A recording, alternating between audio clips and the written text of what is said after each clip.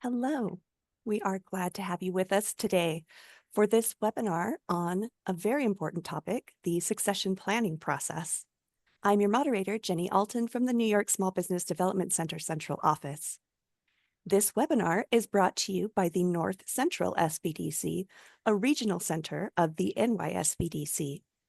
The NYSBDC is a U.S. Small Business Administration resource partner with regional centers at higher education institutions and outreach offices at other locations across New York State.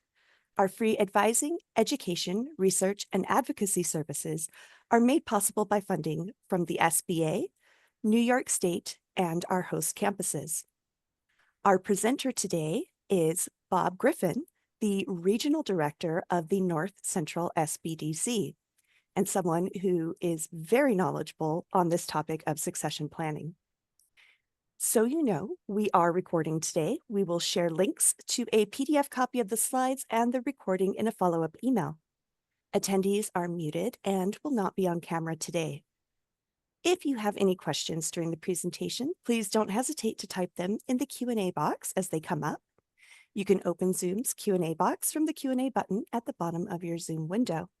We also have chat available, and you will be able to communicate with myself and Bob through that chat.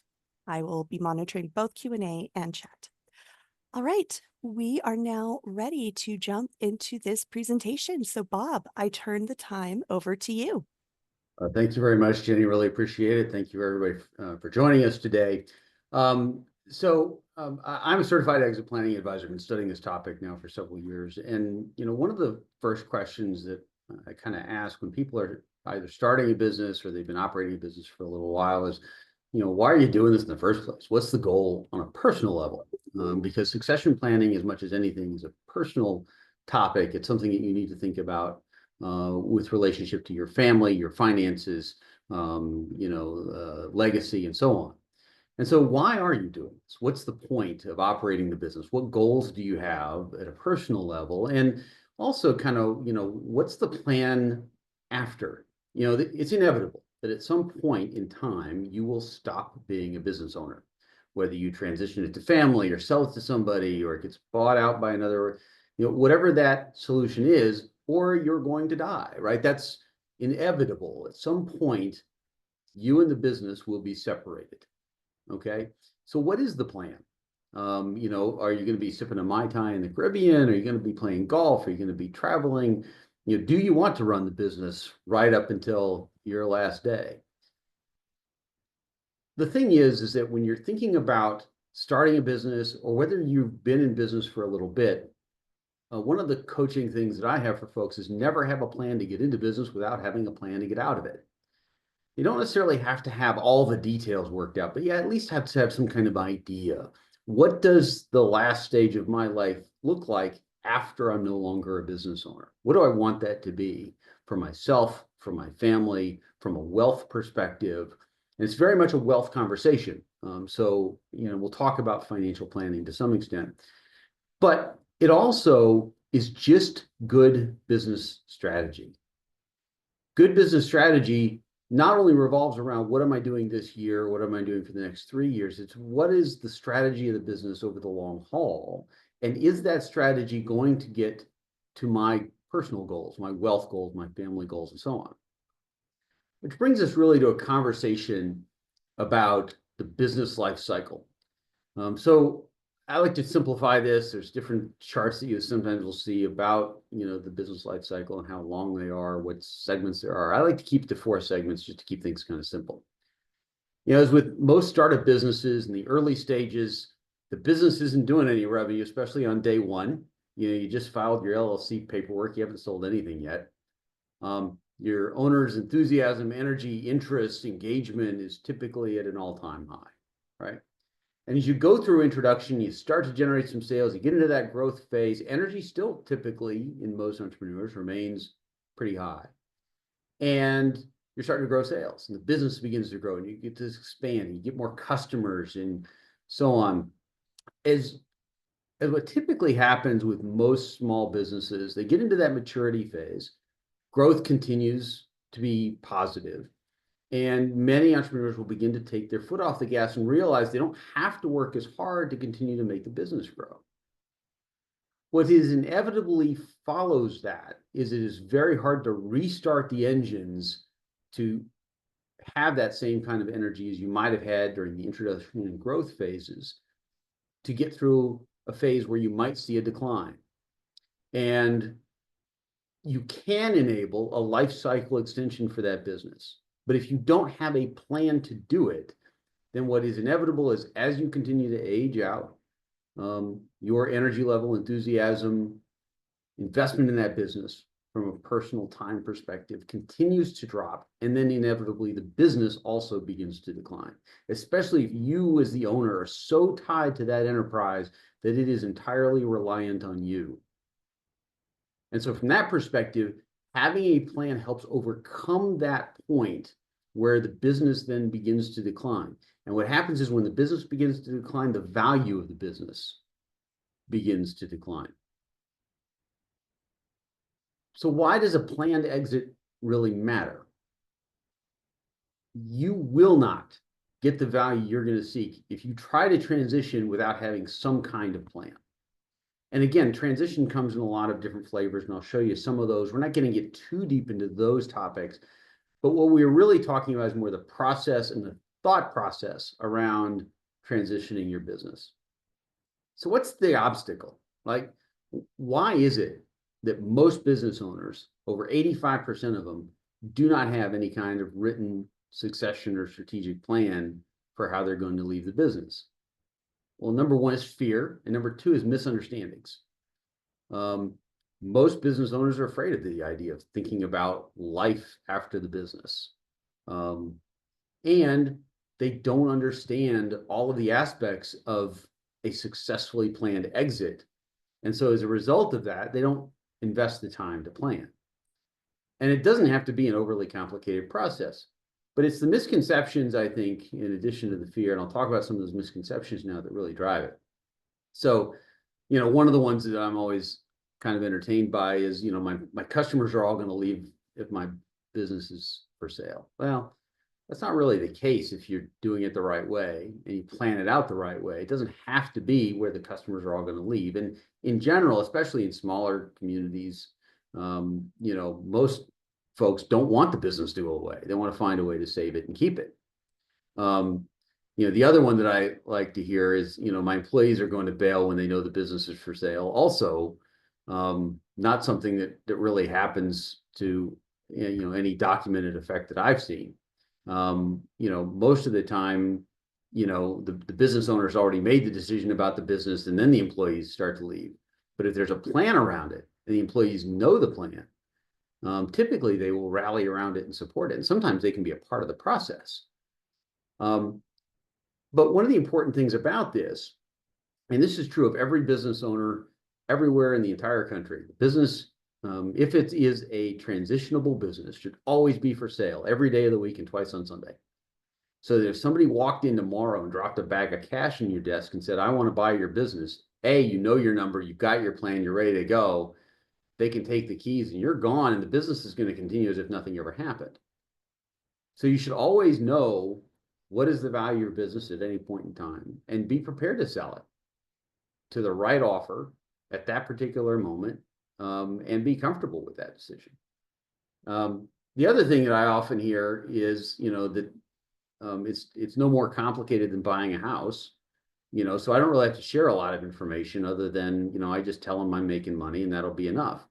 I've seen too many deals go south because the seller refuses to share all of the information regarding the business. And we'll spend a fair amount of time talking about due diligence and what that process should look like, both for the seller and the buyer. But buying a business is the most complicated sales transaction that anybody will ever engage in their entire life. It's more complicated than a house, more complicated than a car. It's more complicated than any purchase decision anybody will ever make. It's also the riskiest. And so there should be a fair amount of due diligence done. And the seller's responsibility in that vein is to make sure that they are sharing as much information as possible so that the buyer can make an informed decision. It also helps with value. The more information you can share, the more you can justify the value of a business. A lot of folks who have legacy businesses have been around a long time, talk about the business is valuable because they've been operating for, X number of years. In reality, that's not what a buyer is buying. A buyer doesn't buy history. Buyers of businesses could care less about what happened 48 years ago. What buyers of businesses are looking for is cash flow. People don't buy history. They buy futures. And it's an investment for them, something they are looking to gain future financial stability out of, maybe a side income, whatever it is that they're particularly looking for. It is tied to money, not history. History might be a value add, but it doesn't determine value. Value is determined by money. And we'll get into kind of some of those factors a little bit later. Listen, I love realtors. Realtors are great. They are fantastic at selling property. They are not trained to sell boats or businesses. And we work with a lot of realtors. But in general, they don't understand the ins and outs in the process of actually selling a business. They are useful involved when you're involved in the sales process, where you are attempting to sell a business and you've got property. They have a role there to play when it comes to the property side of that transaction. However, they should not be relied on as a succession planning advisor, somebody who can help you sell a business. So there are plenty of professionals out there, folks like myself, people within the SBDC who've done this before, who help people prepare to sell businesses. There are brokers out there that may be appropriate depending upon the size of your business. Typically, what I recommend is if you're not doing at least, $1.5 million in earnings every year, then a broker probably is not going to be necessary. You're just not going to get the value out of it that you're looking for. And there are other ways to sell a business more effectively that don't need a broker. But again, engage your realtor to support the property side, not necessarily the sale of the business side. I actually just dealt with this. We had a client that came in that said, okay, I just closed my business. I'd like to sell it. Well, the problem is that there's nothing to sell other than the assets, the physical assets of the business. Because the moment you close the doors, you've announced the doors are closed, the customers are gone, there's no cash flow. And so invariably, we see announcements all the time. Hey, we are closing our business in 2 months and it's for sale. Well, so what? What's going to end up happening is people who might have been interested in buying that business are going to wait for you to close. They will buy your assets from you at a discount, and then they will reopen the same business, and you won't have anything. And what we try to do is coach people on a much longer time horizon than that, typically 3 to 5 years. The thing about the business is that a planned sale is not the end of the business. And this is a mindset shift that we're trying to affect when it comes to owners of businesses. A planned sale is about transitioning it from one person to another so that the business may continue. It is the end of the owner's involvement in that business that they may have started or owned, but does not mean it has to be the end of the business itself. And that is a very different way to be thinking about it than the way most business owners think about it, because they are so tied up in it from an emotional perspective, from an identity perspective, which makes sense. They've invested everything they have into this enterprise.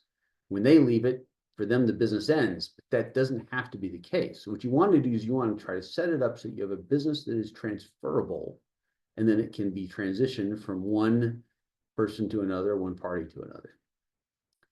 I want to take a moment here and pause and just talk about the difference between lifestyle businesses and growth businesses. So a lifestyle business is really designed to provide a great lifestyle for somebody. Typically, you'll find this with solopreneurs, consultants, smaller operations. Maybe they don't have a ton of assets. It provided a great lifestyle for the owner. They paid for a house, vacations, cars, college educations, medical bills, things like that. Might have funded a retirement. It was a great business for that person. Lifestyle businesses are typically reliant entirely upon the owner. where the owner's knowledge, experience, connections, whatever it is that the owner brings to that business are so tied into that business that it really isn't transferable. That knowledge, that experience, those relationships may not be transferable. And so while it's a great business, and most businesses in America that are small businesses are lifestyle businesses and may not be transferable, and they're great businesses, but they're not necessarily growth businesses. Growth businesses are strategically designed in such a way that they are more easily transferable. The ideal growth business, for example, is one where the owner can go off to Mexico for a month, come back, and everything will have operated exactly as it should have without their physical presence. And business will have continued, and sales will have continued, and customers will have been taken care of, and revenue will have been generated, all without the owner's presence. Those kinds of businesses are inherently transferable. And the reason is because whoever's buying the business isn't buying the owner, they're buying the business, not just the person behind the business. And so that's the kind of difference between a growth business and a lifestyle business. Growth businesses are designed to be transferable in such a way where they are not entirely reliant on the presence of the owner. So let's move into talking about transition options. There really are two flavors of transition options. There's external transition options, and then there's internal transition options. I'm not going to spend a lot of time on these, but I want to at least kind of list them and talk to them briefly to kind of give you some perspective. External transitions remain the most common, and the most common of those remains third-party transitions. So this is where a business is sold to another individual. It can be sold to another company. It can be sold to a company that wants to integrate what you do vertically into their existing operations. For example, if you're a supplier of, metal parts and a machine shop wants to integrate you because they buy a lot of your metal parts, right? That's a vertical integration. That may make strategic sense for them because maybe they're saving money by integrating the manufacture of those parts into their operations. Or it could be a horizontal integration where you're manufacturing a product or you have a service, and that acquisition expands the product line for an existing company that may be looking to diversify what they have to offer similar customers, for example. Third-party transactions are over 40% of all of the business transitions in the United States, and still remain the most common. And typically, sellers make out pretty well with third-party transitions when they're done properly. Then there's recapitalizations. Recapitalizations, I guess the best way to think of these are, where they typically involve private equity firms that come in. They kind of do a partial buyout of the owner over time, refinance debt, and so on. Very rare for small or micro businesses. This is what tends to happen with larger enterprises, especially larger enterprises that may have substantial debt. So we don't see a ton of those that come through us. Then there's orderly liquidations. You wake up one day, you say, I really don't want to run this business anymore. I'm going to sell all my stuff. And you do an orderly process of selling all the assets of the business to whoever wants to buy them. So you're not actually selling the business, you're closing it down, liquidating all of the physical and other assets that may be affiliated with that business. Then there's the disorderly liquidation, which is the least desirable option. That's where you don't have a lot of choice. And it could be, a tax sale or, some other seizure of some kind, possibly from a bank, because of, whatever those circumstances are, where you're forced to exit the business, when you're not ready. That is the least desirable option. We'd like to help you avoid that. Then there's the internal transitions. So what's interesting about family, which is usually the most common of the internal transitions in family businesses, is they are the sloppiest. They are typically the most difficult and most emotional because family dynamics can be complicated. In some cases, you literally need to have a therapist involved to help families deal with emotional challenges that they may have had in the past that might make moving a family transition forward very difficult and challenging. They also can be incredibly valuable to a family, and they could have a lot of meaning for that family to try to make those transitions. Um, from a social perspective, the dynamics have changed, obviously, over time. There's a lot more competition for the interest of the youth within a family for doing other things. And in many cases, I've seen this happen where a business owner will come in and say, "Well, I plan on selling it to my son. However, my son decided he wanted to become, a biomedical technician in Alaska, and he's no longer interested in the business. And so now what do I do?" Right? And this is a situation where the owner of the business didn't have plan B, banking everything on the son who had no interest in the business. And it was a shock to dad that this was indeed the case. Family transitions should be planned, and they should be carefully planned. And the owners of those family businesses have to be open-minded enough to understand that it is entirely possible that their children will have no interest in the business, for whatever reason that may be. But when you can make a family transition work, they can be, certainly very special things to have businesses continue on for multiple generations. But again, societally, things have changed. In the past, decades ago and beyond, raising children to take ownership of the family business, the family farm, the family store, things like that was pretty common. That is less so the case today. Then there are management buyouts. So if you have managers that work for you, you may have structured arrangements with those managers where they can acquire stock in a business over a period of time, or maybe there's some kind of lump sum arrangement. Again, take some planning and structure. You want to make sure that you're setting up those managers for success. And so these, again, take some lead time and some patience on the part of the owner of the business to be able to do an effective transition. Then there's partners.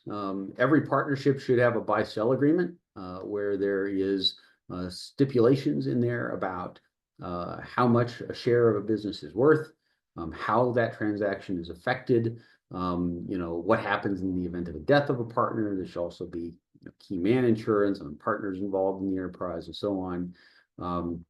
Again, usually that is spelled out at the very beginning of an enterprise where you've got a partnership.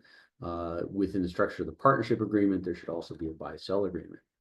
And then they're selling to employees, which is becoming increasingly common, where you have cooperatives, where the employees come together and they work out a structured buyout arrangement with the owner of the business, or their employee stock ownership plans. ESOPs are commonly talked about. They are expensive to operate. So you have to have a business generating satisfactory earnings to be able to cover the expense of managing an ESOP program. Typically, ESOP programs cost between $50,000 and $100,000 a year just to operate them and to make them compliant with federal regulations because they are highly regulated. But again, they can be a great transition option for the right business with the right structure. And in reality, each of these options has their own benefits and challenges, and they're all going to be really targeted at whatever the needs are of the owner of the business or owners of the business. And there are going to be some challenges with them. Some take longer than others, some are more complicated than others, some are quicker than others. Some are going to achieve more value than others. And all of it really is going to vary depending upon the nature of the business. So you have to really carefully consider all of the possible options that are the most appealing to you and what's going to matter for your long-term goals beyond being an owner of the business. The key is really preparation, right? And there's so much value in taking the time just to even think about what you want to do with it, and then start the process with enough lead time so that you can generate the most value. And that's really the goal, right? The value of the sale of the business is going to be tied up in how much preparation you do in order to get the business ready to go, overcoming the fears and misconceptions and putting some thought into what are your options. What do you want that to look like? What do you need to get out of the business? And so the first step is really thinking about what we call the three gaps. And everybody to some extent may have all three of these gaps. Maybe they only have one of those gaps, but either way, generally, most small businesses have these three gaps. So let's talk about the three. The wealth gap. So this is related to you personally as the business owner. There is the amount of wealth that you have today, independent of the business, and there's the amount of personal wealth that you need to have at the time you exit the business, right? The difference between those is the gap, right? This is a conversation you should be having with a financial planner or a personal wealth advisor who can help you understand what is your situation today and what is it that you need in order to be able to live the life you want to live once you have exited the enterprise, right? So you need to know, what is that? And the way you get there is just having a conversation and doing some numbers and running, figures to try to figure out what that looks like. Then there's the profit gap. So we have tools here within the SBDC where we can kind of help you understand what is the profitability that your business should have given your size compared to your peers. Okay. So if we know how much sales you're generating, we can actually obtain data that tells us on a national or even a regional basis what peer businesses are doing from a profitability perspective.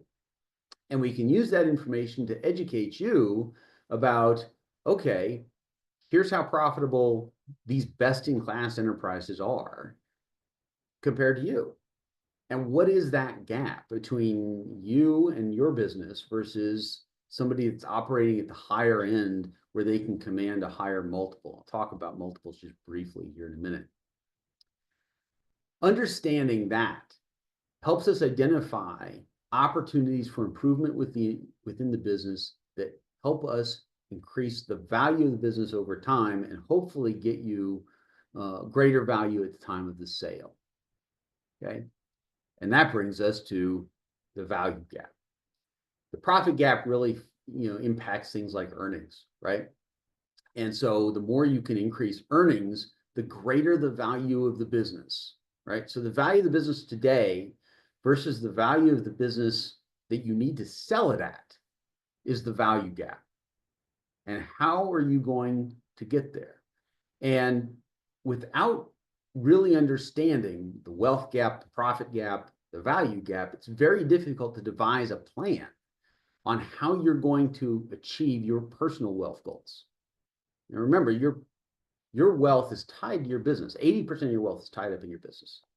So understanding how you're going to generate more value out of the business is how you're going to be able to close the gaps that you need in order to generate the most value you can from that business at the time of the sale.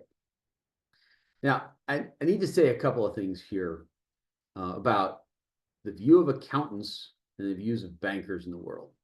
And, as we talk about due diligence, a lot of the due diligence that you need to do from a seller's perspective to provide so that a buyer can go through the process of evaluating the business is done so with a mindset that it's likely that there will be a lender involved in the transaction. Not all the time. Occasionally, you'll have a buyer comes in that actually has the cash to just buy your business outright. But that doesn't happen a ton. And so typically there's, partners involved, or maybe there's a lender involved. So we strategize in terms of what's a bank going to see. What a bank wants to see is they want to see earnings. They want to see growth. They want to see a business that is thriving. And what that means is showing as much net income as you can show on things like tax returns. This sets up conflict between the owner of the business, the banker, and the accountant. Owner needs to sell the business for as much value as he can get. Banker wants to see as much earnings as that business can generate because that means you've got a healthy business and they are more likely to want to finance that transaction. Meanwhile, the accountant is saying, but if you show a lot of net income, you're going to pay a lot in taxes. So it sets up conflict between the banker and the accountant. And so at a point in time, there needs to be a conversation with your accountant that says, okay, we're getting ready to transition this business. We need to make sure that we're doing everything that we can within the bounds of the law to show net income and earnings back to the business. The more earnings, the higher the value of the business. So how do you determine value? So I lost track. I think there's like 30,000 ways to value a business. And I'm a big fan of simple. So I try not to overcomplicate things when I'm working with somebody to kind of do a valuation. Now, we can't really do certified valuations to the SBDC, but what we can do is we can give you a range of value based upon industry multiples. Industry multiples are a tried and true method, time tested, that really look at what are the sales ranges for an industry, usually in relationship to earnings or sellers' discretionary earnings. Those are the two most common areas that you look at for valuation multiples. And so the multiples really go to the intangible value of the business. I'll talk more about that in a moment. But even for simple businesses, business valuations are complicated. And so it's important to understand one fundamental fact. And that is that the business owner is not the one that's going to determine the value of the business. It's the market that's going to determine the value of the business. I've had business owners who come in and they say, my business is worth $1 million. I'll say, how do you know? Well, that's what I want to make off of it. And I'll say, so what? Because if there are no buyers who are willing to pay $1 million, it's not worth $1 million. If the market, and again, leveraging industry multiples against earnings, defines what that really is going to look like. And then you've got to kind of work within the scope of that to see if you can increase the value of the business through other means within what the market will tolerate for that sale. The market will decide what your business is worth, not the seller of the business. And invariably, 90% of the time, when there is a problem with a sale, it is typically because of a lack of preparation by the seller of the business, or they're overvaluing the business to the point where the market simply will not buy. And so the potential buyers are the ones that really are in the driver's seat. And what are they looking at?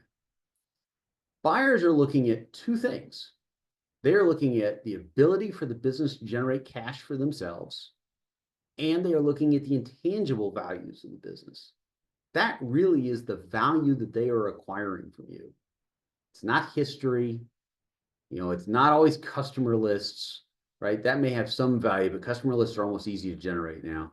Now it's more about how much cash is this business generating that as the new owner, I'm going to be able to absorb.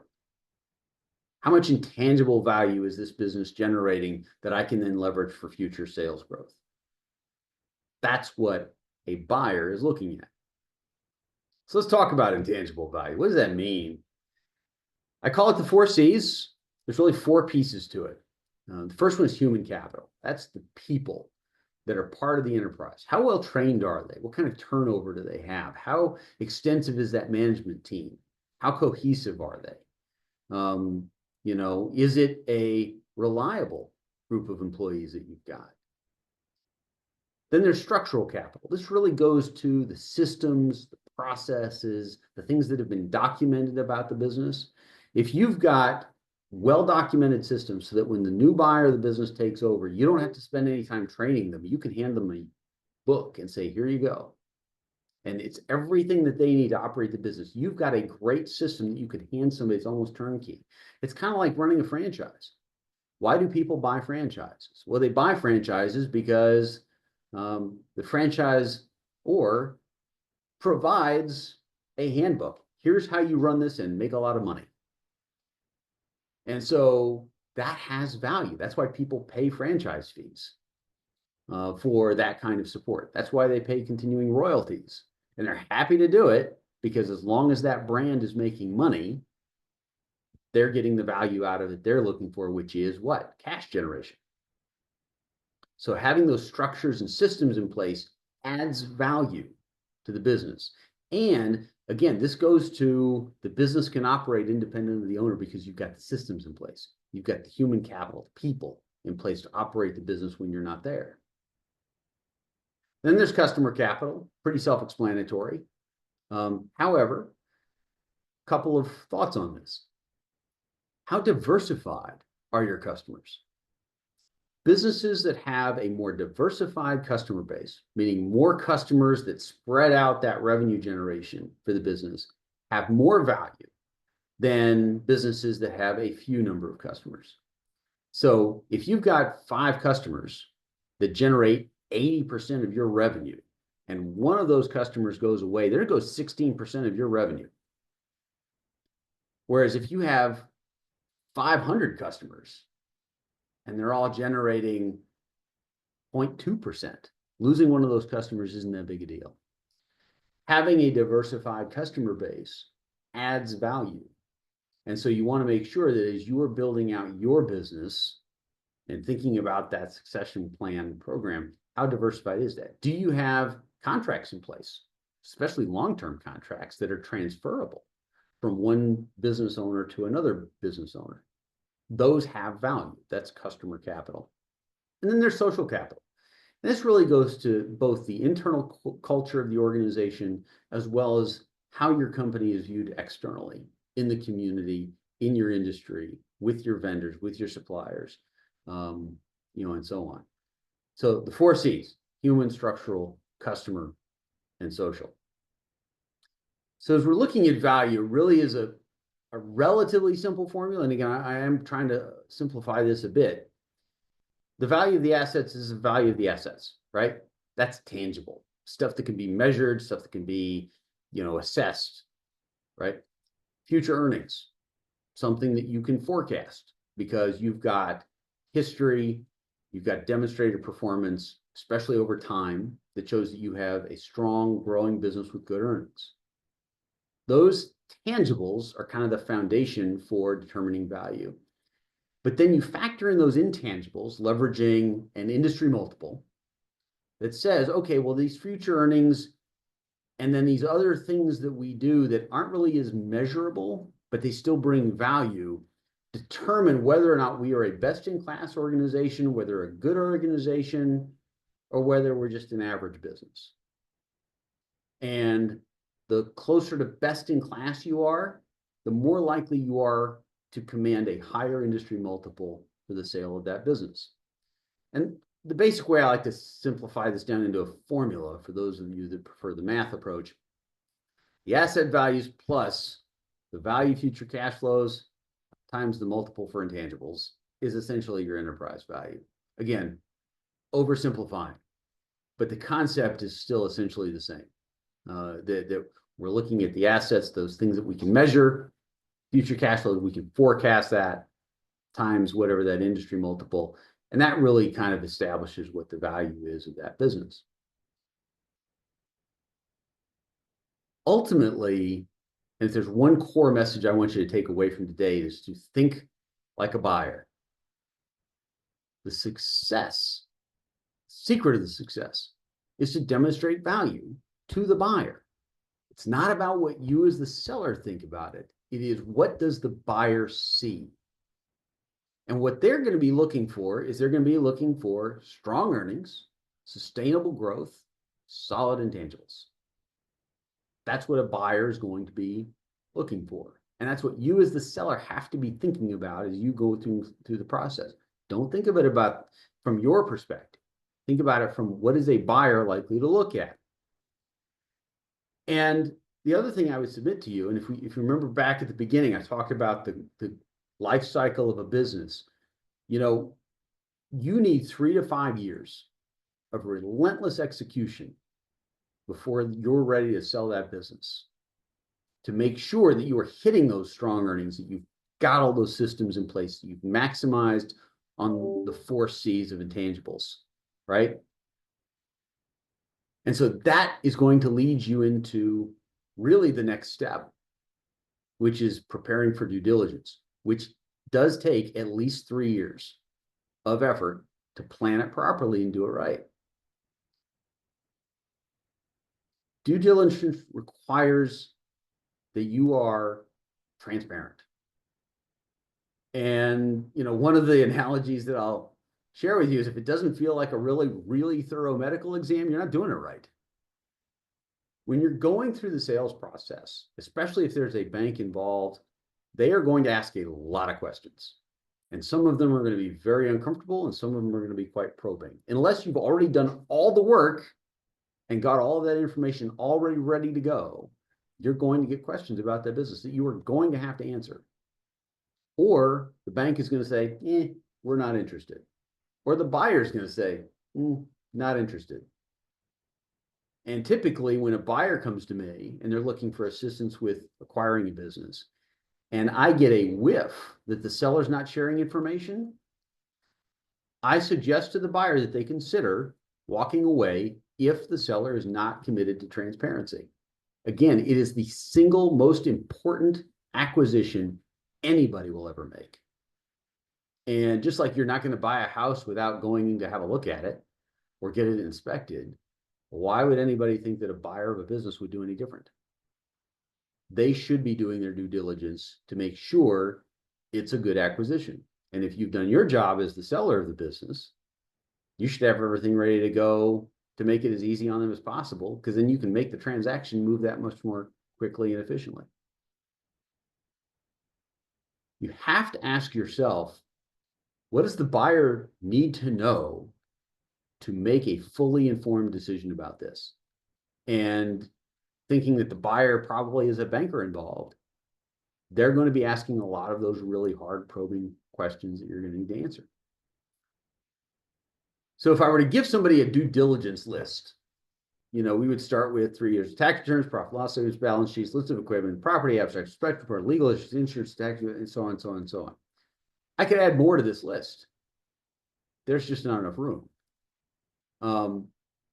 It takes a lot to pull that information together so that you can supply that to the buyer. And yes, you can ask them to sign a non-disclosure agreement. That's fine.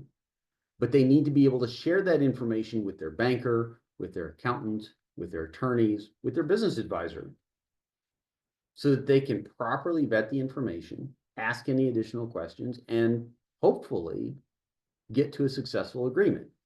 Now, you can make that NDA contingent on having a letter of intent.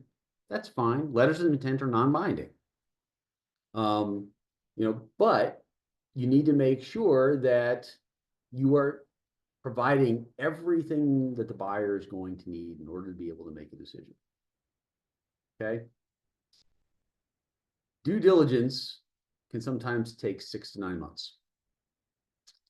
That's in addition to the 3 to 5 years of preparation you need to do to get the business ready for sale. From the time they make an inquiry and they sign an NDA and you hand them that initial binder to closing.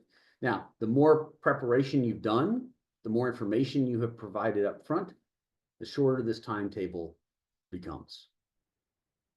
The less information you provide, the more that you have withheld, the longer this process is going to take, because the buyer is going to ask his attorney to call your attorney to ask you for the documents that you go back to your attorney is going to give it to their attorney, is going to give it to the buyer. You can save a lot of time, a lot of effort, a lot of energy by having a lot of this process done early. Preparation is the key. So some suggestions. The first one is get a team. And your team at the very minimum should include your accountant, your lawyer, your wealth advisor, your business advisor, perhaps your banker. And what you want to do is you want to get them in the room, and somebody needs to kind of quarterback that group for you to help lead you through the process. I have filled that role for businesses in the past, where we kind of provide an outline and say, here's some of the steps you probably want to follow in order to be able to execute a successful transition of this business. And you need to get all these people on the same page so that they are all communicating with each other in the interest of helping you achieve the goal of a successful transition of your business. You need to identify those 3 gaps: the wealth gap, profit gap, the value gap. What are they?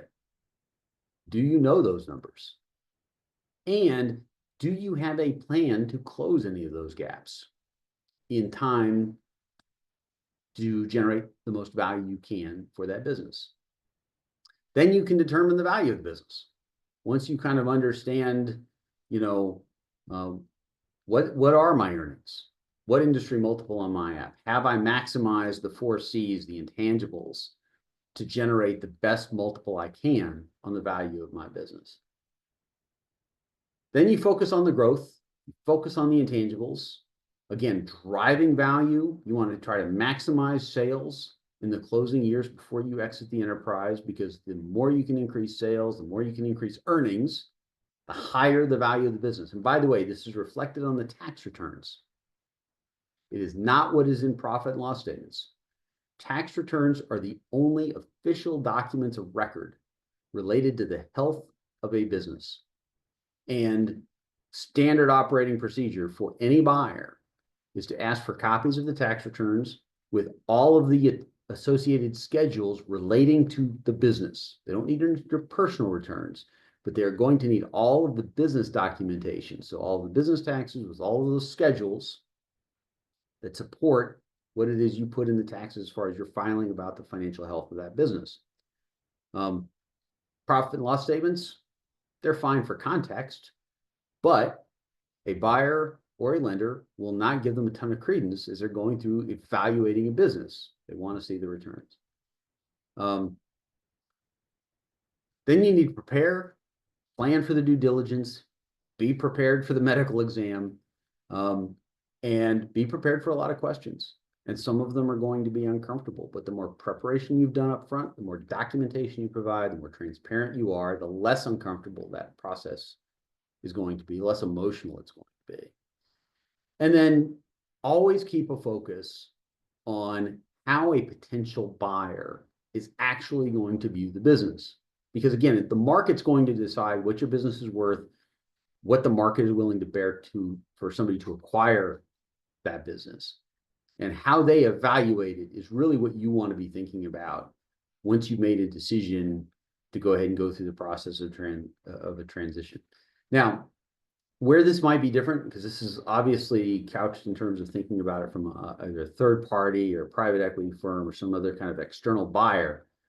Family transitions are a little bit different. You still need years of preparation to plan for a successful transition, because there's a lot of front work that needs to be done to do it right. Does it need to go in a trust? How does that work? There's a lot of legal things you want to consider. In terms of partnership agreements, those are already spelled out. So that should be a little more straightforward if you're using a buy-sell mechanism to transfer business from one partner to another. You still have a due diligence function typically with those things. But those internal transitions tend to be a little more straightforward until you get to employee transitions. And then those can sometimes, be a little more of a drawn out process, because there's a lot of prep work that needs to go into that as well. So these are some suggestions for you to get started with. I hope this information has been helpful. And my contact information is available here on screen. Feel free to reach out to your local SBDC for any assistance, or you can contact me directly. We'll be happy to answer whatever questions we can, provide you the right resources and direction. Fantastic, Bob. Such a fantastic overview of this rather complicated and time-consuming process. So thank you for breaking that down to be very understandable for everyone today. We do have a few minutes here for some questions and answers. So if you want to drop a question in the chat or the Q&A box, please do so at this time. We would love to use these last few minutes to let Bob answer your individual questions. Now, Bob, while we are waiting for people to do that, I do want to emphasize that that team that you talked about assembling, some of those people you definitely need to pay Yes. for their services. Here at the NYSBDC, as a government-funded program, our services are offered at no cost.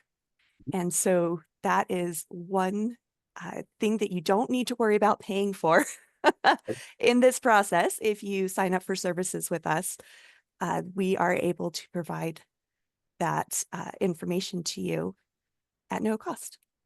And I just wanted to reiterate that. And we do have a comment. Thank you so much for the webinar. Very helpful and informative. Fantastic. So Bob, can you, for a few minutes here, where in you've gone through the whole process today. Where are the places in this process where small business owners run into trouble the most? In your experience working with people as they go through this process, what do you see the pitfalls that people tend to fall into? 90% of the time in the deals that I've worked with that have fallen through is usually because of the seller, and it is most often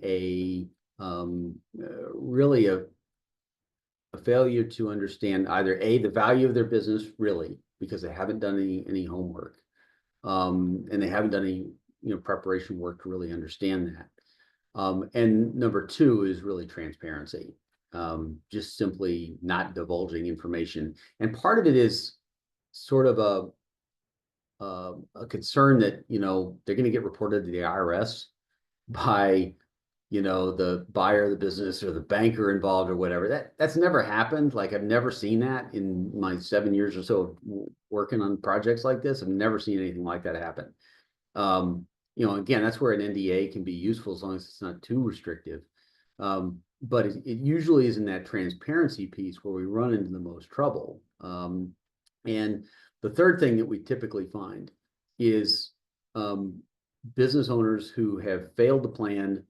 Their taxes show net losses year after year after year, entirely legal, right? But there may have been an opportunity to show some net income, because if you show losses year after year after year, there's no earnings for the business. So technically, it really doesn't have any value. It has value to you as the business owner, but on paper, you're just showing net losses.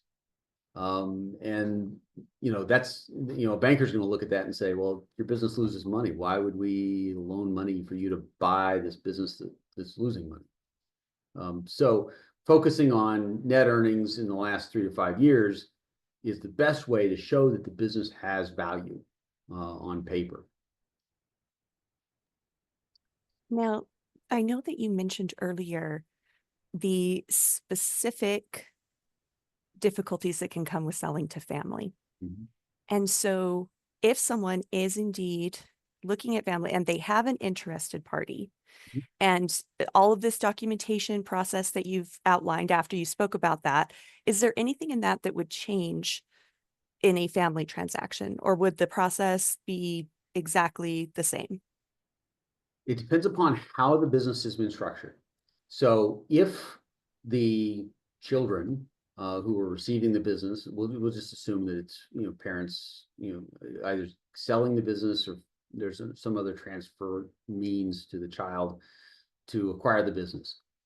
If they've been involved in the business, perhaps as an officer within the enterprise or some other function within the business, you may not need as much of the due diligence process. If, on the other hand, it's one of those things where the children have largely been, spectators, then I would actually encourage the children to go through the process of due diligence so that they really understand what they're getting into.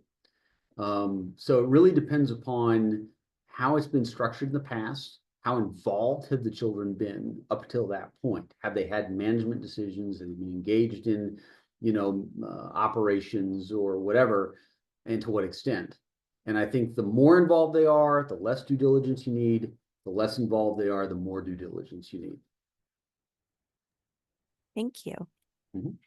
Now, when it comes to selling, I know, so I just want to be clear too, that you also, because sometimes people will sell a business and maybe buy another one at some point. And so we do assist with both of those processes, correct? Absolutely. Absolutely. Yes. Okay, I've done both.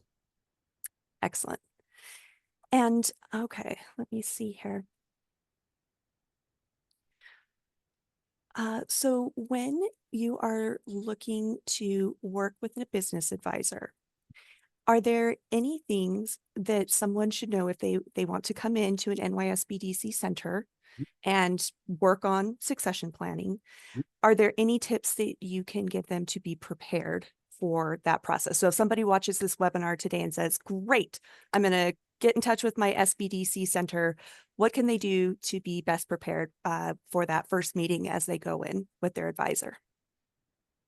So typically what I would recommend is, so when somebody comes to me and says, I'm looking to sell my business, I'm going to ask them to tell me their story first. I want to learn the story about the business, some of the background of it, why did they get into it? What are their goals, now that they're thinking about exiting? What's their timeline, for exiting the business? Is it reasonable? Because if they come into me and say, I want to sell it in 6 months, okay, you're not going to get the value out of it. Probably you would like to get out of it. So we talk about timeline.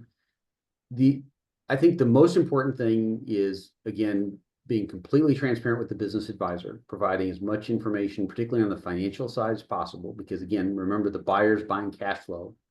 So they're going to want to see tax returns. So the business advisor would probably want to see tax returns as well, so we can help understand the nature of the business. But the most important thing for a seller to do is to be open-minded.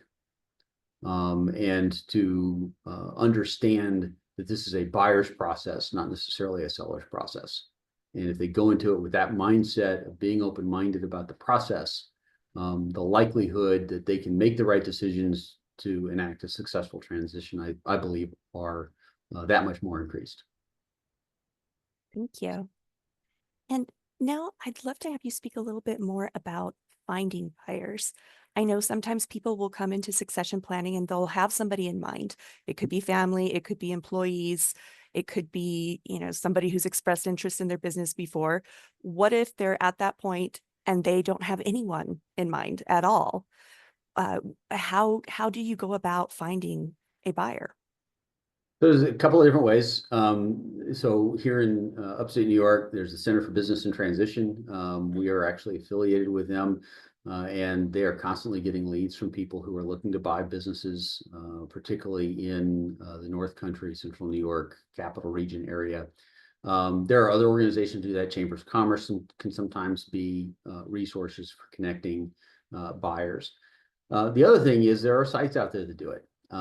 Biz Buy Sell has been a longtime partner of the small business development centers across the country, as well as some others. And so that's an example of an online site, and they actually have a portal. And what's kind of cool about portals like that is the buyers are already there. It really is a buyer's market, and people tend to be looking for businesses that they are interested in or passionate about. And so the market, if you have the kind of business that is sellable, that usually is a good place to, especially for a business that does not have a lot of earnings. If your business is generating north of 1.5 million or so in earnings, then a business broker probably makes some sense, because they actually have networks of buyers that have the kind of deep pockets that we looking to buy business with those kinds of earnings. Fantastic. Any other last tips or notes that you would like to add before we wrap things up today? Yeah, just to be realistic about the process. It is complicated, it is time consuming. Again, there's a lot of misconceptions about it. I hope we've cleared some of those up today. And just reach out to a business advisor who can, just kind of talk you through it, and work the steps in order to try to get you to whatever that goal is. Thank you. Well, with that, we will wrap up today. I want to remind everyone that we will send out a PDF copy of the slides, so you will have access to that. I know that list that you had with the different items to document. I'm sure that a lot of people are going to want to have that handy as they look at beginning this process. And so you'll get the PDF copy of the slides and the recording in an email. We also, as we shut down here, will have a survey display, and we would love to get your feedback. Just a quick input on how you thought things went today, other things that you would like to see the SBDC provide education on. What else do you need to know about as a business owner? We want to hear. All right. Thank you so much, Bob. Thank Thank you you. to everyone who has been with us today. We appreciate you and wish you all a lovely rest of your day. Bye-bye. Take care.